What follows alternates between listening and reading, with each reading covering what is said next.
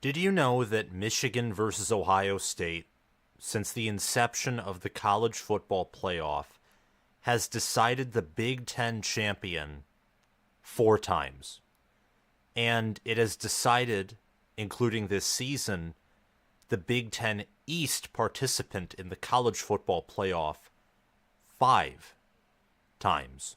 Nearly messed up on that showing. And it will likely decide the Big Ten champion overall 5 times, unless the West Division puts on a performance of a lifetime in the Big Ten championship game. Whether that's from Iowa, Wisconsin, Nebraska, Illinois, Northwestern. From what I understand, I think any team in the West except for Purdue is in the running as long as Iowa loses out. So we'll have to see what goes on, but it's an abnormally small sample size of Big Ten championships decided by the winner of the game. Back in the 90s, the 80s, the 70s, the 60s, in the 2000s between Jim Tressel, Lloyd Carr and John Cooper and Gary Moeller, Earl Bruce. I think Gary Moeller coached against him a few times. Earl Bruce and Bo Schembechler. And Bo Schembechler and Woody Hayes. The game has decided the Big Ten champion a plethora of times.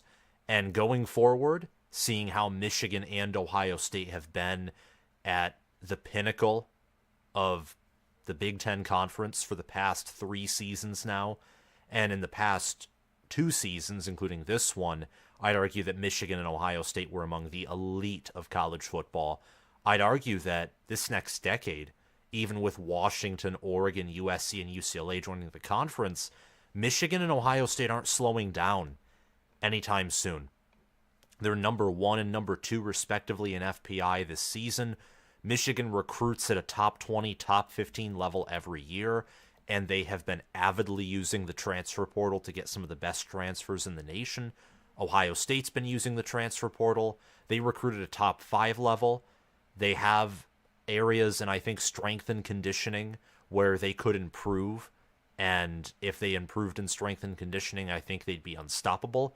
Michigan is the best strength and conditioning program in the country, and they have benefited from returning day 2 or 3 NFL draft prospects compounding upon several years, thanks to the COVID year, but also the culture they've built where they pay starters to return to contribute to the program and bring back returning production.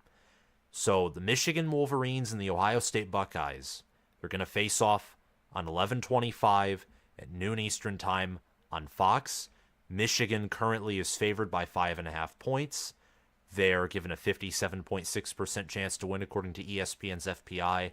And the majority of you, according to my community polls, think that Michigan is going to win. But there is also a sizable amount of you who think that the Buckeyes will win. We're talking about the game today. We talked about it earlier today on a normal video that I post, and we're going to be talking about it every day next week. I'm going to be milking content from the game because there's so much to talk about. These teams could theoretically rematch in the postseason as well, depending on the rest of the season falling around them and pitting against a rematch or for a rematch. Who do you think in the Big Ten in 2024 and beyond has the best chance to stop Michigan or Ohio State? Tell me in the comments below. That's where we'll begin this show with the chat. Is who do you think has the best chance of shoot. My bad. Did not mean to go over there. Who do you think has the best chance between whether it's Oregon, Washington, Penn State, of overthrowing Michigan and Ohio State? Tell me in the chat. And I'll get to that in a few seconds. And yes, I did spoil a video that I'm going to be doing about Minnesota football because they have had a big fall off. They're looking like they're going to go 5-6 after this weekend, which is pretty disappointing, if I say so myself. Let me reach over and fix that. Okay. Hey, Andrew Anderson, how are you doing? Justin Rogg says, good evening, everyone. Darren Talks Ball, good evening from Grand Rapids. How's it going, Sam? I'm doing well. How are you all doing? Nizzy B says, go blue. SFS Inverted says, the Buckeyes got this. Ryan Day's beard. You used to have an account. You used to have a profile photo that actually showed Ryan Day's beard. Where did that go? He says Ohio State by 2 scores. GBR, Jake Whitley. Andrew Anderson, go Big Red. Beetle says cheating era. Who do you think? Okay, the chat is loading. It took a while to load. My bad.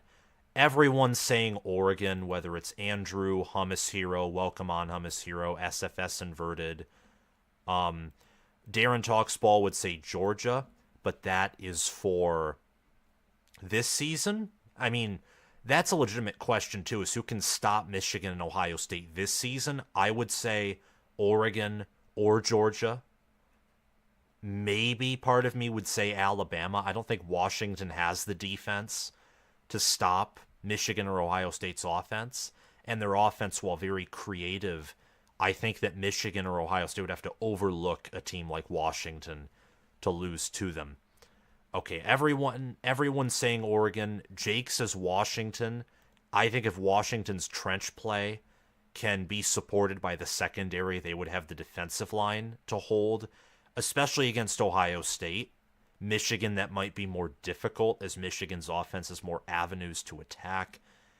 And then in terms of the college football playoff, people are saying Georgia. But I'm mainly focusing on the Big Ten. Who in the Big Ten can take away the reins of Michigan and Ohio State? That's mainly what I'm curious about, because in the college football playoff, you could say the SEC champion, specifically Georgia, Texas, Alabama, the way that they're recruiting, etc. Frank Carone 6, Sam, I love your site. Thank you. This is just a brief reminder here for anyone else who loves college football with Sam. If you haven't already, please subscribe, click the notification bell, and like this video, and also share this channel around to anyone you know who's interested in college football and Big Ten football. Thank you for the support. We're going to be talking about Michigan and Ohio State today, and we're going to be previewing some games, and we're doing a question and answer session, and that will be throughout the video. So any questions that you all have, ask them, and I'll try and answer. While I answer questions, I'll also be relating things back to Michigan and Ohio State. And toward the end of the video, we'll be talking about Tennessee, Georgia, Penn State, Rutgers, Washington, Oregon State, Illinois, Iowa. SFS Inverted says Penn State, but that's unlikely. Here's an idea. I have just over on my desk here a list of names for the Penn State offensive coordinator position. I'm going to be making a video on this next week. Next week, it'll basically be Iowa, Nebraska preview and prediction, Oregon State preview and prediction, Ohio State, Michigan preview and prediction, and there will be maybe an additional video or two for the Oregon State game and the Nebraska-Iowa game, but most content will be the game and then maybe some coaching videos. Though there should be a lot of content next week. I don't know if I can deliver on all of what I want to do, but it is what it is. Penn State. These are some OCs that I think could jump in and immediately fix what's going on in general. Andy Kotelnicki from Kansas, Tyler Bowen, who was Penn State's interim OC in the Cotton Bowl against Memphis in 2019, and he's at Virginia Tech right now as their OC, and Andy Ludwig from Utah. Those are three names that I think could jump in based off of scheme or familiarity with Penn State, or in the case of Kotelnicki and Ludwig, they're very creative. They love to use tight ends, running backs, physical offensive linemen. They don't necessarily rely a ton on receivers. You could say Brennan Marion as well, but Marion's offense, I forget the name of it, but he's the pioneer of a new offense, and I really like that. I think he's a genius. I don't think that he could jump in and immediately run the offense he wants to run because his offense has 2 running backs and requires 1 vertical threat. Penn State has no vertical threats whatsoever. That wide receiver core is about as good as dead in a lot of respects. And I think that a Utah-esque offense where tight ends are the main focus, quarterback with some mobility, good decision-making, and a physical offensive line and running back room, I think that would suit Penn State the best. And some other names, Joe Brady, Kirby Moore, Colin Klein, Sean Lewis, Joe Moorhead, coaching at Akron, isn't having a ton of success there, but who does in Akron? Liam Cohen. Some other names that aren't as familiar and are stretches, but I'll list them out there. Chip Lindsey, Jamarcus Shepard, Jeff Lebby, Scott Frost, Dan Mullen, Jeff Grimes, Brian Lindgren, Mac Leftwich, and Chad Scott. Those are some other names. Chad Scott, by the way, is West Virginia's offensive coordinator. So that would be another hire to where you're focusing on trench play, running the ball, using tight ends, and you're at that point, I think you're playing to your roster. You're not necessarily installing what you want to run, but you're making a hire to maximize what you have right now. I don't know if that's really good, but Penn State has Manny Diaz. They need to pay him, and they need to make a bomb OC hire, or the right OC hire. It doesn't have to be a bomb hire from the national media sense, but it has to be the perfect hire. Big Ten, yeah, it's Oregon. Washington will come in and be on the same level as Penn State, in my opinion. Oregon will immediately compete for the conference. Yeah, Oregon's extremely deep. They have a top 10 recruiting class. They'll be the second best recruiting team in the Big Ten consistently. It will be Ohio State and Oregon for Tier 1 in recruiting, USC, Michigan, Penn State for Tier 2. USC is high quality, but very low quantity. They get small classes with bombshell players, and that's good for the offense that they run where they are right now, but they don't have depth. That's what that means. They have this super high upside, and then a few injuries happen, and things begin to unravel and fall apart. They don't have the same depth, and I don't think they ever will have the same depth that Penn State, Michigan, Ohio State, and Oregon will have. But maybe that's just my opinion. And I think that Nebraska and Wisconsin, they're recruiting around the top 25 level right now. Let's say that stays consistent for years on years, and Rule and Fickle work out. Those programs will be deep too. Beetle, Rutgers is going to beat Eastern Iowa. Okay, this is a game we're going to talk about toward the end of the live stream. I'm going to have to get off at 8:30 because I have somewhere to be, but that leaves us literally 40 minutes left here to talk. This is something that is on my mind. I could totally see this happen. And if this happens, if Rutgers goes into Beaver Stadium and Greg Schiano takes a golf club and just pounds Penn State into the ground, the talk about James Franklin, the talk that I have been, I think, pushing forward a lot, and many others have to their credit, about how James Franklin's a good coach. He's not a near elite coach. He's not even close to elite. He holds them back. That talk would be forced out in the open. So I don't know if I'm necessarily rooting for that to happen. Part of me is, because I want to see Rutgers succeed. I believe in them. I believe in Kyle Monungai and that offensive line and that defense. Rutgers got humiliated on the road by Iowa. They're going to be mad. Penn State's going to be mad. Both of these teams are going to be motivated because they got humiliated in their own way. The question is Penn State going to keep their head above water?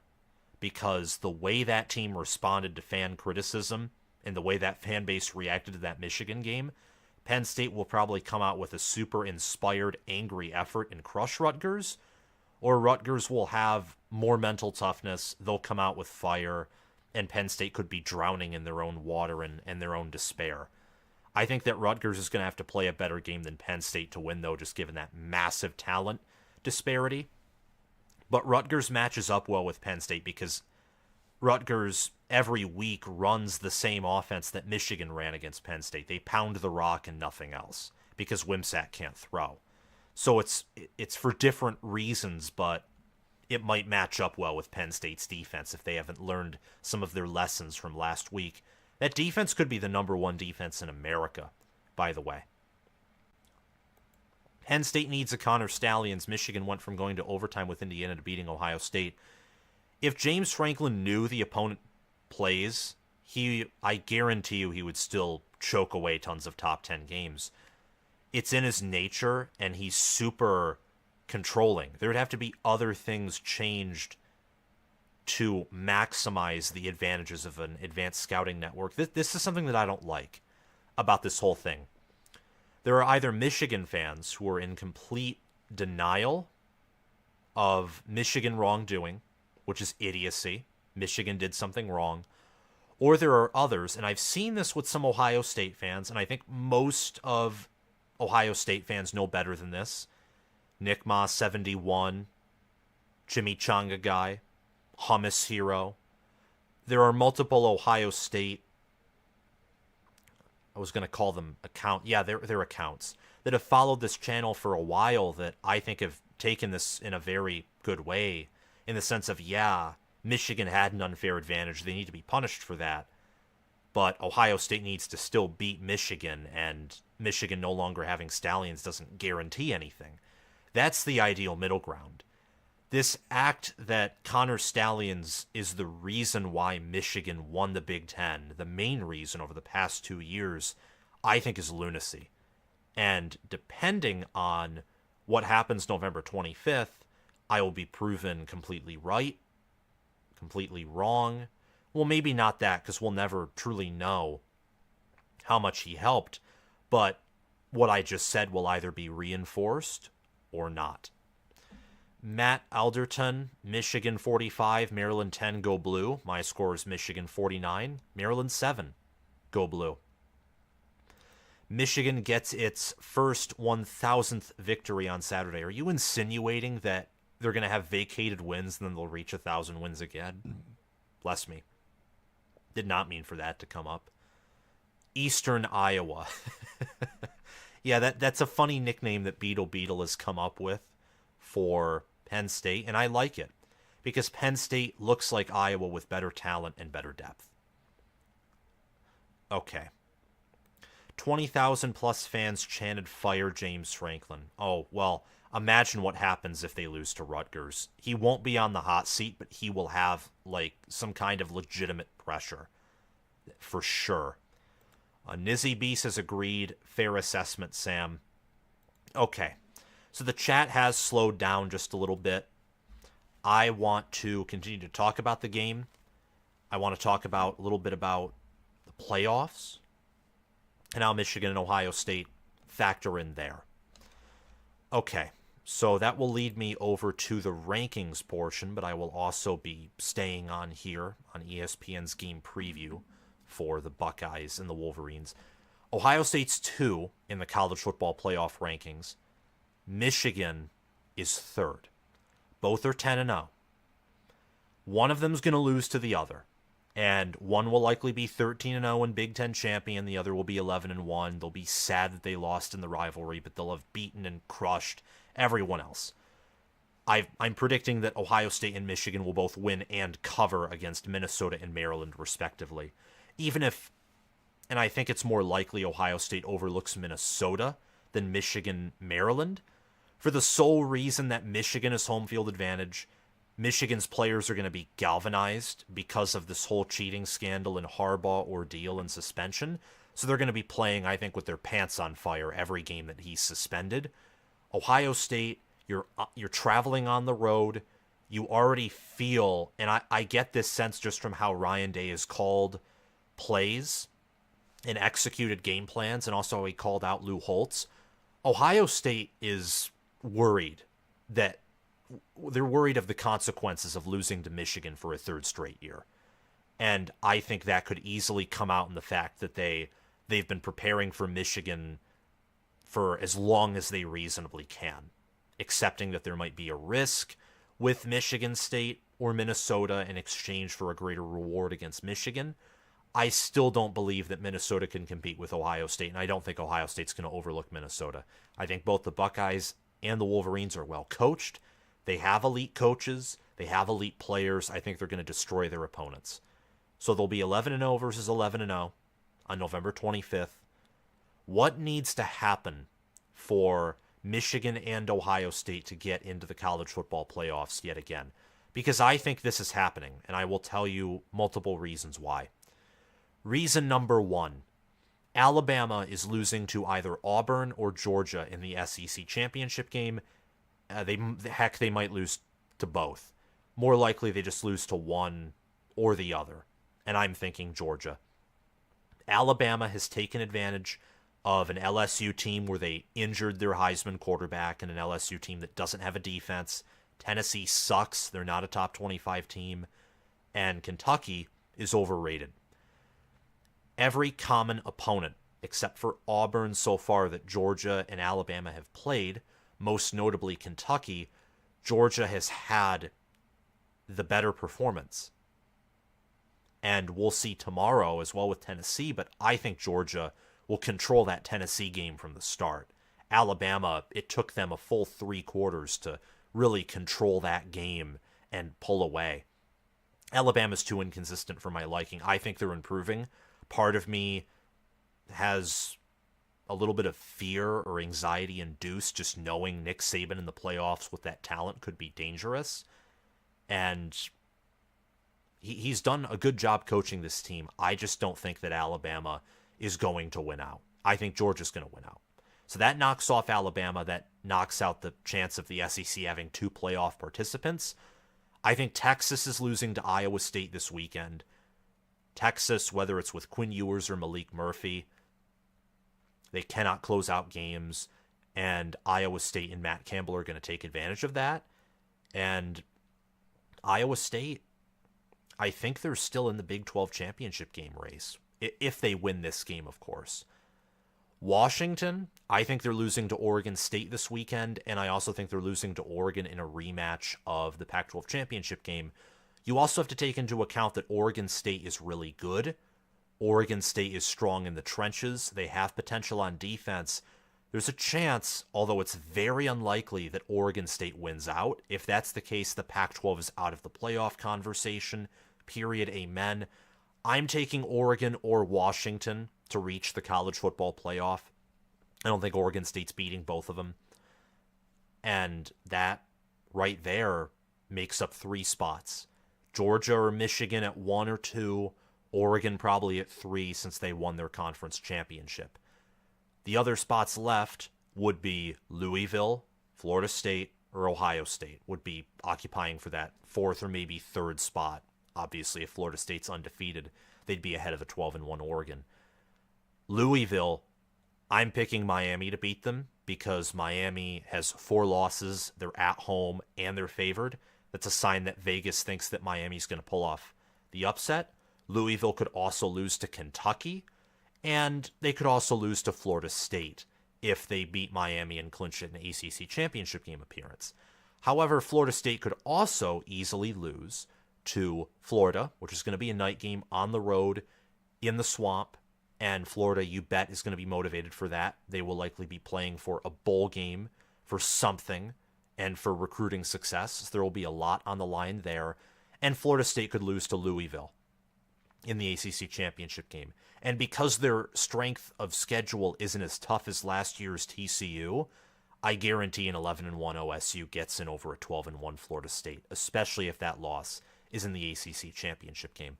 So my playoff predictions right now are Georgia's the 1 seed, Michigan is the 2 seed. I think Oregon will be the 3 seed. And I think Ohio State will be the 4 seed. Those are my playoff predictions right now. And all that I laid out is what would have to happen for Michigan and Ohio State to get in. And it's unlikely. I think it's more likely that the playoff field looks like Georgia, Michigan, Florida State, and Oregon in order of seeding. But Florida State just looks so suspect. And I think if they reach the playoffs, they won't be like TCU last season. And they won't come out with a semifinal win. I think they'll be dead weight if they get to the college football playoffs with how they've been playing. And Florida and Louisville are physical enough to take advantage of Florida State, especially a Florida State team that plays a very bend but don't break style of defense that allows rushing yards, and a Florida State offense that struggles on the ground outside of big plays.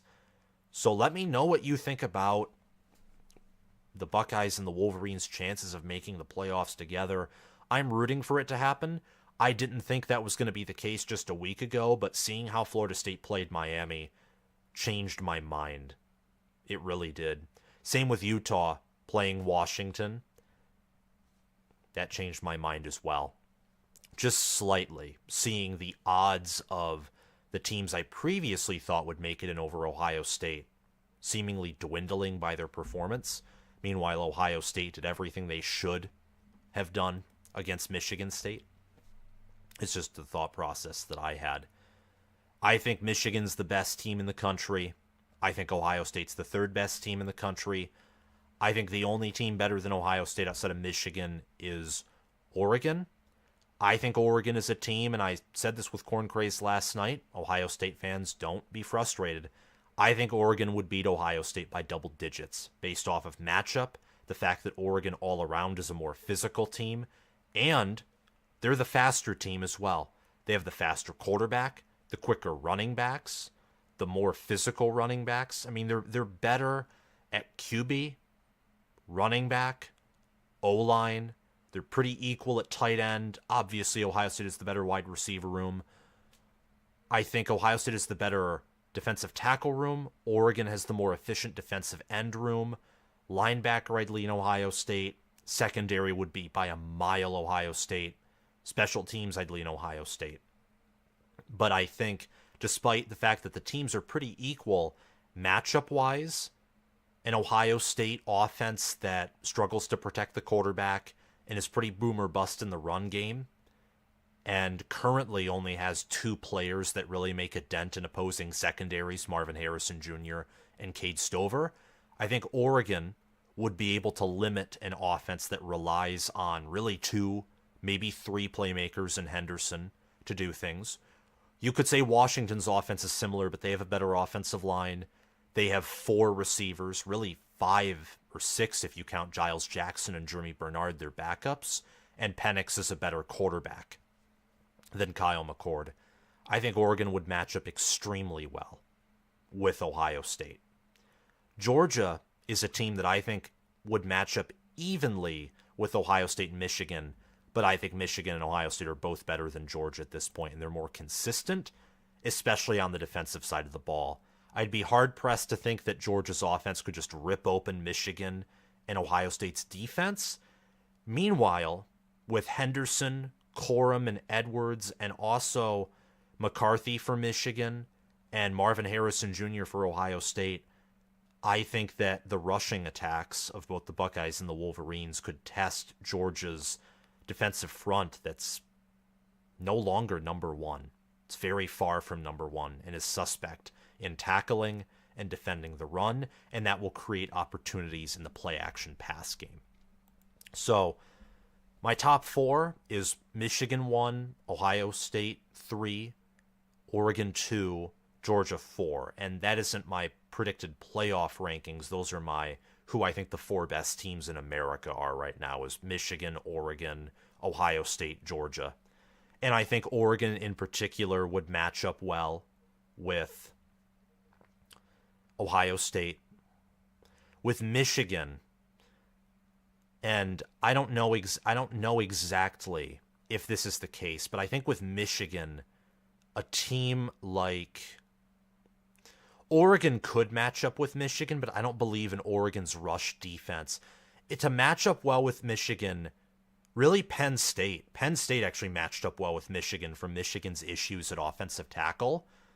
And there isn't an elite team that has an elite pass rush outside of maybe Oregon. And they don't have They're in a similar situation to Penn State, except I think they have a slightly inferior defense everywhere. So really, it's Penn State or Iowa style defense, or Penn State really because of their pass rush, with a better offense. I think in Alabama would match up with Michigan fairly well, given that they have Dallas Turner, really great pass rushers, a great defense overall. Not elite, but they can get after the quarterback. And I think they get after the quarterback in a better way than Georgia or Ohio State.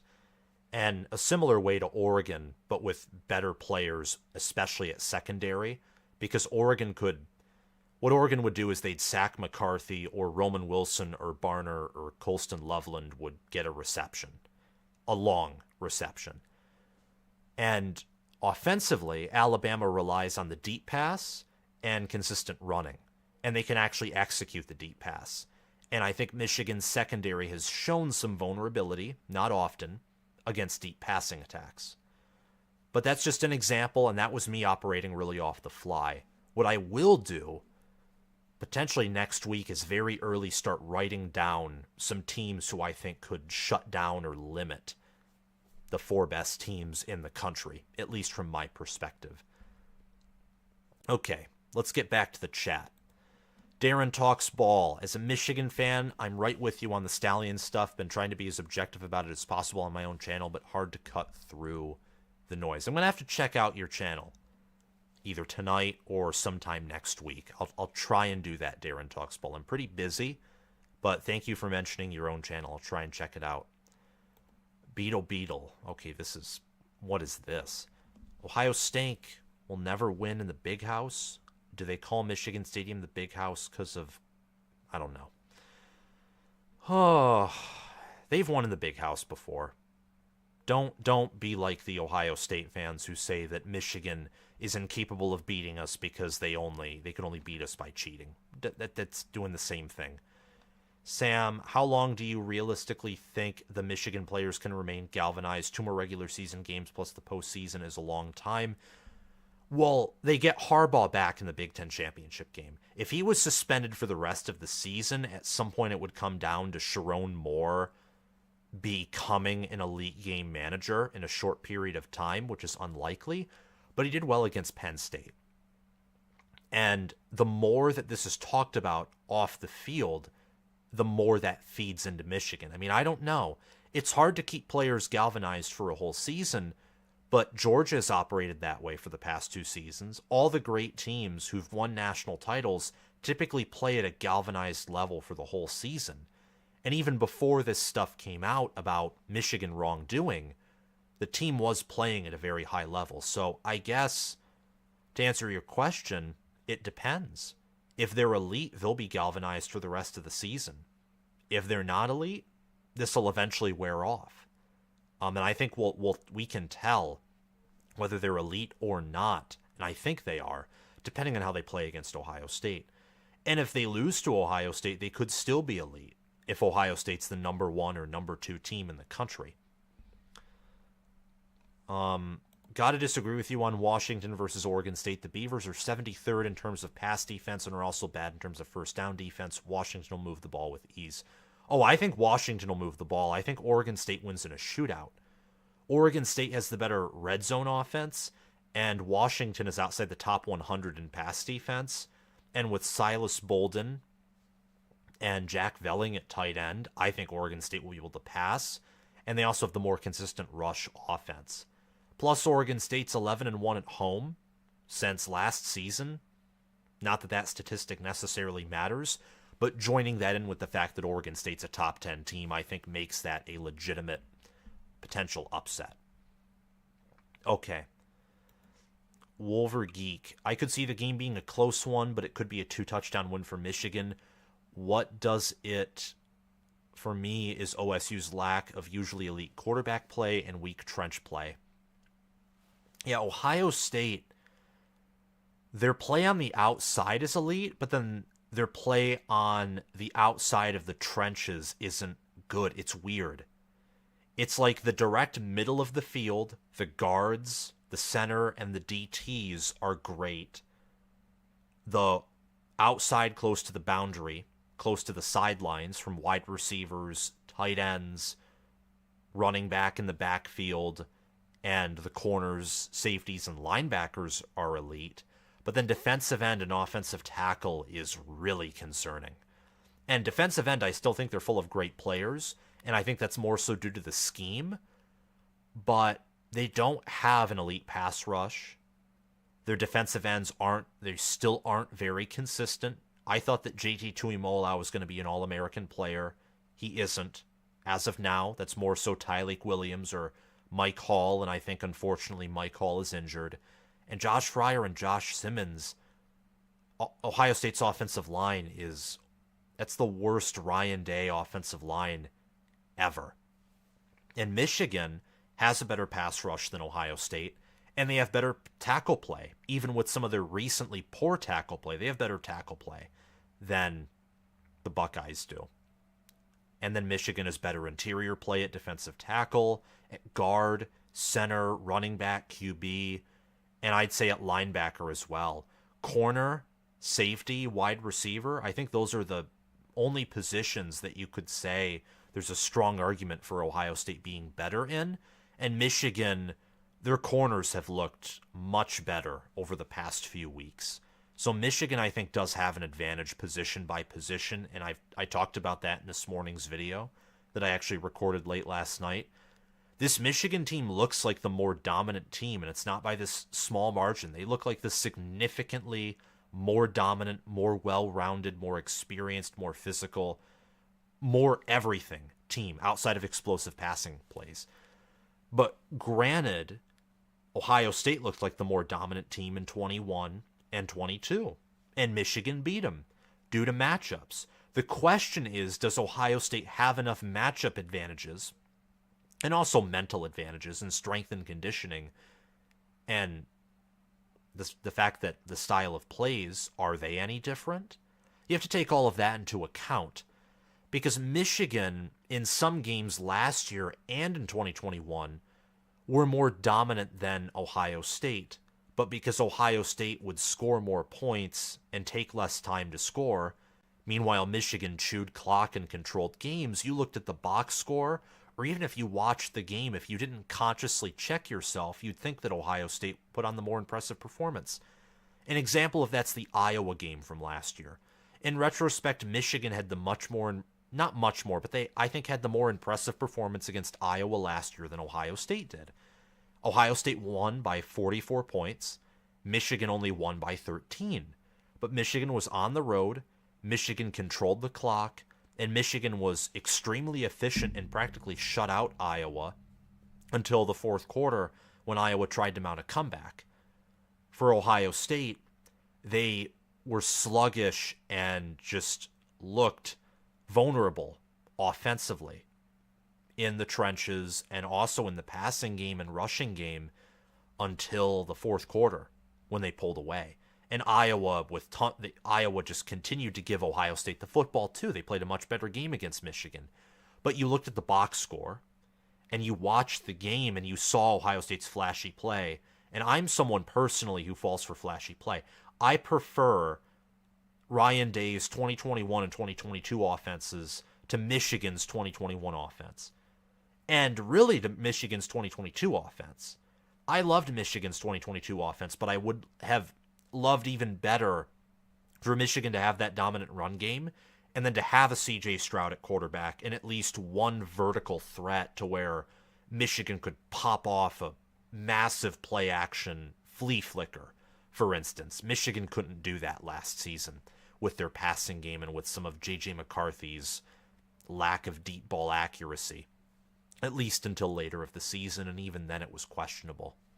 So those are just some of my thoughts. I don't know exactly. I think for Michigan and Ohio State stylistically haven't changed that much compared to last season in terms of game control, in terms of what they want to do. Michigan's just more versatile, so they're willing to pass more. Ohio State, quite frankly, isn't as versatile. I think, and this is just my perspective, I think Michigan and Ohio State are similar to last year Obviously, there's been some changes, and I think Ohio State's rushing attack right now is better than it was last year, even with a worse offensive line, due to the fact that Henderson's healthy, and Henderson nor Williams were healthy last season, so the run game is at least higher upside. It might have more of a floor as well. I think that Michigan is a more versatile, creative, not explosive, but consistent version of last year, both offensively and defensively. Though defensively, I'd say they're more explosive. I think Michigan defensively is better at creating picks, forcing turnovers, and getting critical stops with this year's defense. They're better. Michigan is a better version of last year's team, and they can actually pass the football. And they want to pass the football. They've diversified, especially when it comes to play calling and execution. I think Ohio State is similar to their team last year, except they're more narrow offensively. Defensively, they've made leaps and bounds improvement. They might have the nation's #1 defense, same with Michigan and same with Penn State.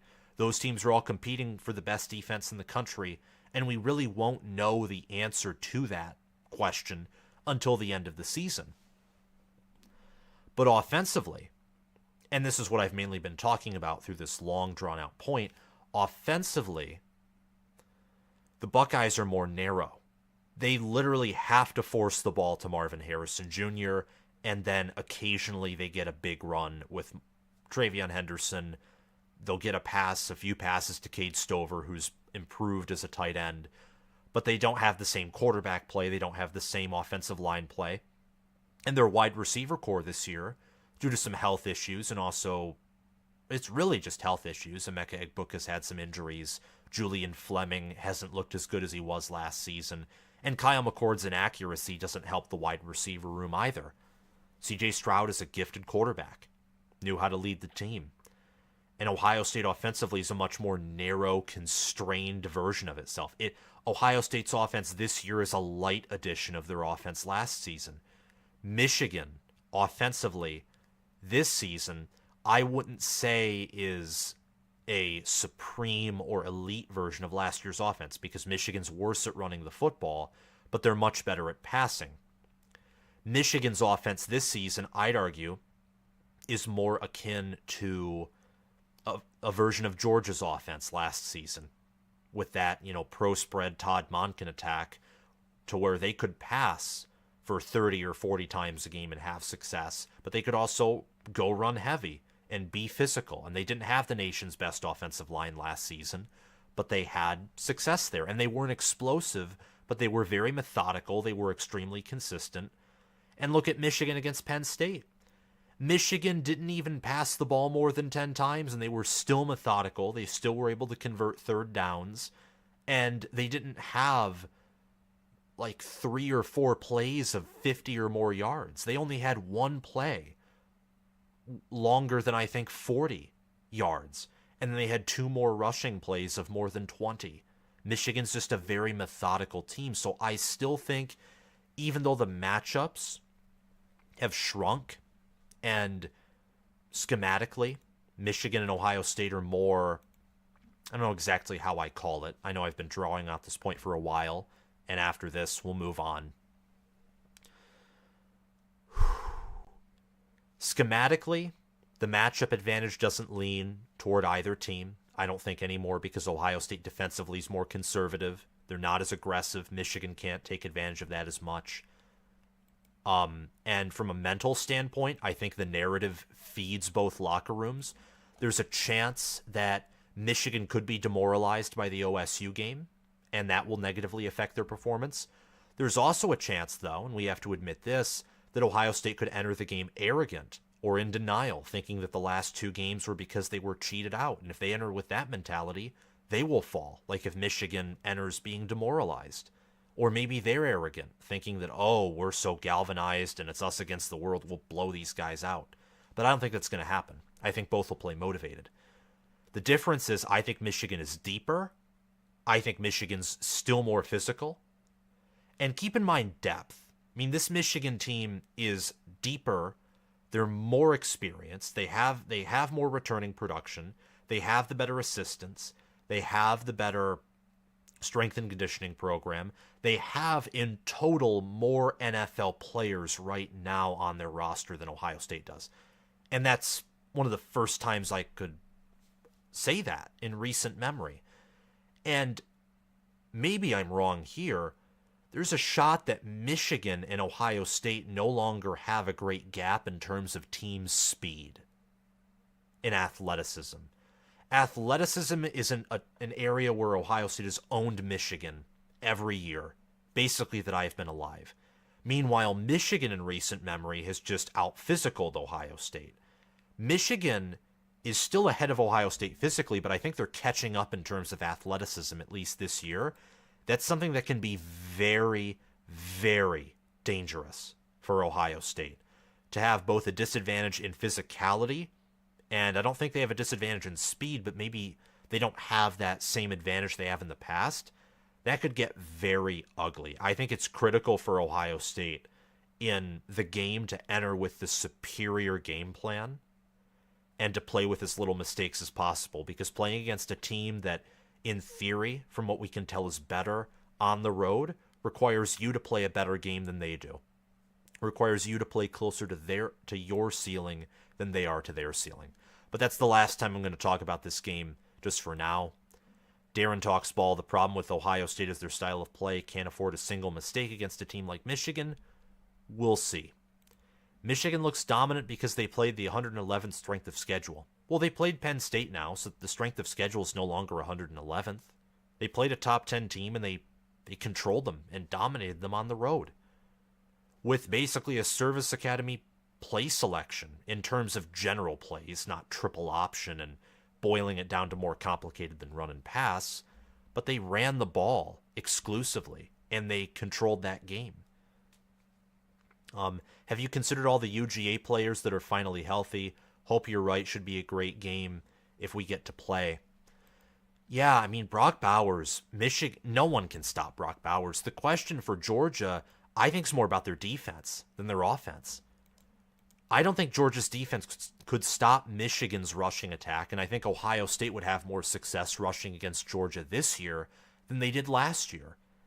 And I'm sorry, what defense has Georgia's offense faced? What defense? That's right. None. Compared to the defenses that, let's say, Penn State has faced, or even the defenses that Ohio State and Michigan have faced. Penn State's defense is wildly better than any defense Georgia has played, and it's definitely better than Alabama's too. So Michigan and Ohio State will have played two defenses at the end of the season that are better than any defense Georgia has faced all season long. And yet Michigan and Georgia are scoring similar points per game numbers. It's nuts. But then again, doesn't mean Michigan's the better team, because Michigan overall, I don't think will have played the caliber of offenses that Georgia has either. In case in point, Ole Miss. I think Ole Miss and Ohio State overall probably have similar offenses. I think Ohio State's more legit. I think their offense will perform better in bigger games. Statistically, they're pretty similar, though, in terms of overall efficiency. And outside of Ohio State, the offenses drop way down outside of maybe UNLV after that. So I'm excited. Quickly, before I have to get off, I know it took a while to get to this, but let's briefly talk about some games. I wanted to talk about Rutgers and Penn State. I wanted to talk about Tennessee, Georgia, and Illinois, Iowa. Okay, so Rutgers traveling to Penn State. Penn State is a 20.5-point favorite. Drew Aller, they keep touting his, bless me for that burp, high touchdown, low interception ratio. Here's the problem with Drew Aller. We know this. We know this because I talk about this all the time on the show. He's only completing 56.9% of his passes versus conference opponents. He's completing 61.6% of his passes overall. He averages 6.3 yards per pass attempt. He has a 136.6 passer rating and he only has 149 rushing yards. He's doing worse than I picked him to do, Aller, in the preseason. And in the preseason, I was much lower on him than practically everyone else was. And he has somehow stooped lower than that as a 5-star. And you can point at Mike Yurcich and especially at James Franklin and point repetitively for that case. I think that Penn State wins. I think that Rutgers finds a way to cover. Kyle Monungai has 942 rushing yards and 7 rushing touchdowns. Rutgers is 6-4, 3-4 in the Big Ten. I think that Penn State is going to be deflated in one way or another. Rutgers, I think, will be more inspired in their effort, especially since, look, they have a slim chance, but a chance nonetheless, of finishing 8-4, especially given the fact that Penn State's offense is not going to score likely this gargantuan amount of points given their run game and pass game. Rutgers has a chance to finish with a winning record. If they get their 7th win, they're guaranteed a winning season. That's huge at Rutgers. They're trending upward as a program. They want to get momentum entering into next season when they do have a relatively light schedule compared to previous seasons. Expect this game to be played in close fashion. Let's see if the chat has any thoughts on Eastern Iowa playing against Rutgers. Colby Vlach, did you hear Michigan State is thinking of hiring Tony Elliott? I doubt that's true. No, they're not. No, don't think so. Don't think so. Don't think so. I do not think for 1 minute they're hiring Tony Elliott. And if they do, Michigan State fans might as well quit and not enter the stadium. Not that Tony Elliott's this horrible coach, but you have to hire someone who's proven. And Elliott, right now, Virginia, they fight hard, they play for him. He's not proven. If you're Michigan State, I think you have to hire a head coach who's had success in the Power 5. Or maybe the Group of 5. But someone with a winning record. Because Virginia's going to have 2 losing seasons in a row. Maybe he is the right candidate. I don't know. I'd have to see his coordinator hires as well. And he has a freshman quarterback who's good. And Michigan State, it's easier to recruit there and win there than it is Virginia, even with the tough Big Ten schedule in the future. So I could see Tony Elliott actually having some success. Dare I say it, the more I talk about it. But I think that it would be in Michigan State's better interest to hire someone else. Okay. Anyone else need to talk about that? Rutgers closes the spread at least. I agree with you, Andrew Anderson. Okay, next game. Illinois at Iowa. Iowa is a 3-point favorite at home. I'm taking Illinois here. I think that even though Iowa is just a slight home favorite, Illinois, they're 5-5. Iowa's 8-2. Iowa, by the way, 16th in the college football playoff rankings. Luke Altmaier has 13 passing touchdowns, 1,883 passing yards, 10 interceptions. He was very, very turnover heavy. But I think they're not necessarily... Yeah, they're getting him back. I think they're getting him back. John Paddock, on the other hand, threw for 507 yards against Indiana. 4 touchdowns, 1 interception. He has an 82 quarterback efficiency rating in that game. And he won. He threw the game-winning touchdown against Minnesota. And he outbeat Indiana. It doesn't sound like he will be starting, but I don't know. I'd be very interested in seeing if him or Altmaier start. But both have been playing much better than they were early in the season. I think that Illinois is pulling the upset here. And part of me is emotional, so this is a risky pick. And I say emotional because I don't want Iowa to win. Just the way that they win. Well, actually, I don't really mind it all that much. I just think there's a way that Illinois can win. Now that Brian Ferentz is going to be gone after this season, I don't dislike them as much as I used to. I do think that Illinois is going to find a way to pull this out. Because with Cooper DeJean hurt, Iowa no longer has a threat at punt returner. And there's going to be a hole in that secondary for Paddock or Altmaier to exploit with Casey Washington or Isaiah Williams at wide receiver. And lastly, Georgia traveling to Tennessee, top 20 matchup, and Corn Crazed will be there. Georgia is only favored by 10 points on the road. Tennessee 7-3, Georgia 10-0. If this line was in the single digits and it was trending down, I might pick Tennessee to cover just off of that virtue. I think Georgia's going to win. I think Georgia's going to cover. Tennessee shouldn't even be a top 25 team. They're overrated. Too much respect being given to that specific SEC team. I'm fine with where Missouri's ranked. I think LSU actually should be ranked a little higher. I don't think there's an overall major SEC bias in all of the rankings, but in terms of Tennessee, you cannot have... It's like Iowa. Iowa and Tennessee in the college football playoff are the most overrated teams by playoff rankings. Iowa could, literally, with how high they're rated, if major chaos happens, they could be ranked as a top 10 team if they win out and go to Indianapolis as a 10-2 football team. And that's heresy. Absolutely nuts. Iowa, I think, is 21st or 22nd in my poll, and I put them there because I thought Rutgers was a top 25 team, and I still think they're top 30, top 35. So Iowa has that capability of beating good competition. But let's check the chat one more time. I think that's all I'm going to say for tonight. Thank you for coming on the stream. Husker Chuck, I'm a huge Illini fan this week. I'm going to be paying attention to that game along with Georgia, Tennessee. Mainly because I want to see Nebraska and Indianapolis or someone else besides Iowa. I will be pulling for Illinois, but I wouldn't be shocked if Iowa wins this football game. Wouldn't be shocked whatsoever. Okay, everyone. Thank you so much for coming on this live stream and joining me on Friday. I'm going to try and be more consistent with my schedule in terms of live streams for next season and also for the preseason as well in 2024 and the months or the weeks following the regular season and before the playoff.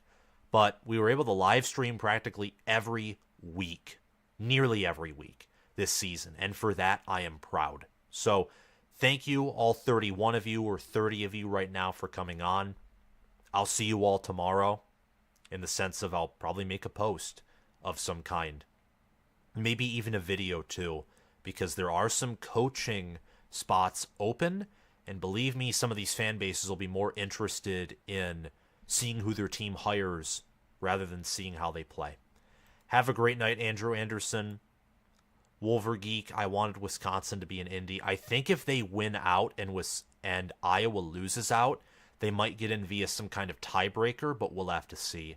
I doubt that's the case. All right.